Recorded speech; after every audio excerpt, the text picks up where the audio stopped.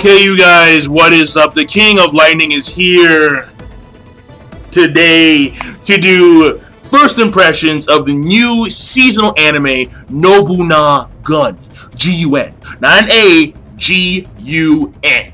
As you can see in the title above you. Now, this one, people, I may review. Because I do like it. It's very fascinating. It's very intriguing.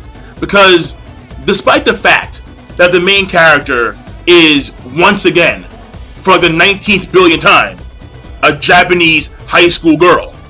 Oh my god. Whoa, left field. Didn't see that one coming. Of course you did. No shit. Despite that commonality. Is that a word? I have no idea. Is that a word? Who cares? The thing here is that the series does incorporate aliens. Kaiju style mutant class aliens, which is cool. And they're there to take over the world, you know, so very basic alien stuff. But also, and this is the big kicker, it does incorporate powers, superpowers. And these powers stem from past individuals that were feared and revered. And the characters of today, in this show, in this era, are the reincarnations of these past individuals. So, it's cool. It's really cool. And their powers manifest when they have these, when they hold these orbs called the AU orbs. And then there's this organization called Dogo. They're the ones who fight against these aliens. The aliens are known as the EIO, the Evolutionary Invasion Objects, something like that. And Dogo stands for Defense Organization Against Outer Body Objects, or Outer Objects.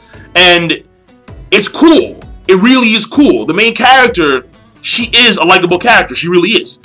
She is, I won't call her a geek, but she is very savvy when it comes to military stuff, like tanks, jets, guns, missiles, that kind of stuff. She loves it. She breathes it.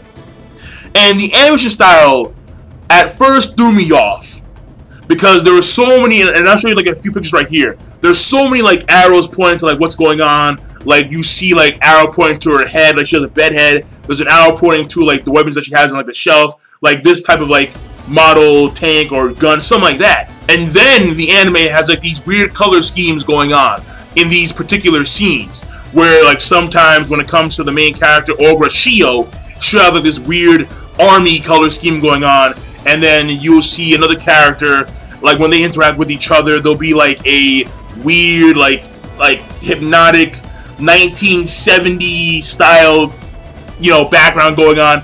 It's really nice animation. And at the same time, they incorporate blood. Because when shit got real, they put in the blood. And I was like, yes, good. When you have people getting blown up and stabbed by mutant aliens, okay, now I'm very intrigued. I'm a sick fucker, I know that. But that's the way I am. I can't change myself. I'm sorry. No, I'm not sorry. Fuck you. So, the thing here is that I like the blood, I like the bodies, I like, you know, that kind of stuff. And the characters that are engaged in combat, the E-gene holders, they're the ones who are the reincarnations of past people, who are, again, feared and revered. The E-gene holders, not G, the E-gene, they're the ones who are capable of bringing out the power of the AU orb, so they can engage in combat against the EIO, the Evolutionary Invasion Objects, the aliens, pretty much. And it's cool because the main character, and I've seen so many variations of this in other anime, but the main character, she is the reincarnation of Nobunagun Oda. And the reason why I say I've seen so many variations is because I've seen so many anime that incorporate Nobunaga Oda, Yukimura Sanada, Masamune Date, Mitsuhide, the Takeda, the Oda, the Tokugawa, you know, those guys. I've seen it so many damn times. And sometimes it's really damn good. Like Sengoku Basara, holy shit. Oh my god. That one, phenomenal. But there's even another anime this season that has Nobunaga Oda, once again, as like the main, like that whole theme. So that's intriguing. But regardless, the thing here is that when it comes to this series, of course, yet again, main character, Japanese female girl, the reincarnation of Nobunaga. But what the upside is, because even though that's cool by itself, there's also another upside. And that is there are other E-gene holders like her. And they have had far more training. They've worked for Dogo for quite a bit of time.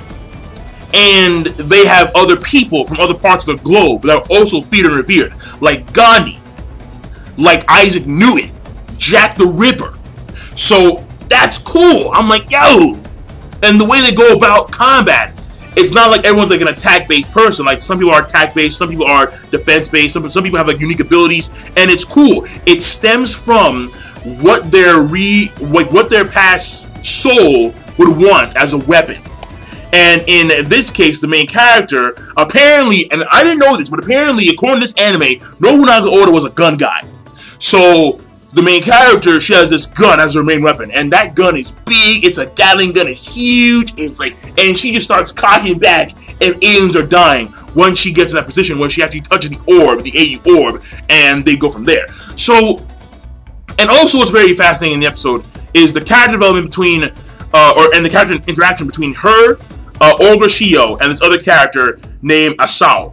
And honestly, I'm starting to think that Olga is a lesbian. But regardless, the thing here is that she has no friends. Shio, because she is this Japanese high school girl, and she's very fascinated about tanks and guns and missiles, that kind of stuff. It's not exactly what I would assume a normal Japanese high school girl is into. That's what I would assume. So the thing about it is that she's kind of ostracized. I mean, she's okay with that because she's her own person. But Asao respects her for that. And she's always been very curious about her. So they try and make friends. But episode 2 is when their character development starts to actually, like, you know, start to grow. Or at least the character interaction between these two starts to really, you know, shine. So the anime overall, again, so far I am liking it. The animation is pretty good. And the character interaction between Olga, Shio, and the other EG holders is interesting. Especially when it comes to Jack the Ripper. The character interaction between her and the other main female, and I guess another main female, not really, but kind of, Asao, that's also interesting as well. So overall, will I review it? Maybe. We'll see. We'll see. But for now, I'll just wait until episode 4 to get my, you know, final thoughts on whether or not I should review it or not. So I'm done. King of Lightning. First impressions, I do like it, and I will see you guys later. Be sure to, of course, rate the video, comment, and subscribe as always. Check out Nobunagun. Peace. Have a nice day.